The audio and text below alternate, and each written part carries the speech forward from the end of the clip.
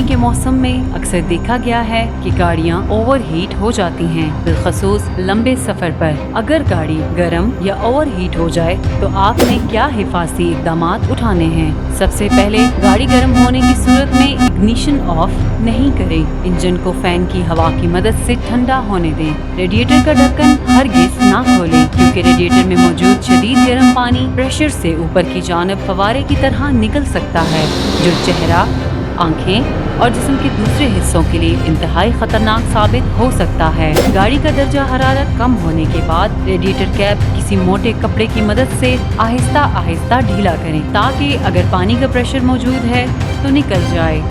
पानी का प्रेशर जब कम हो जाए तो रेडिएटर कैप पीछे होकर मोहतात तरीके से खोलें। रेडिएटर में पानी भर लें और कैप को अच्छी तरह बंद कर लें। गाड़ी में इजाफी पानी यकीनी बनाएं।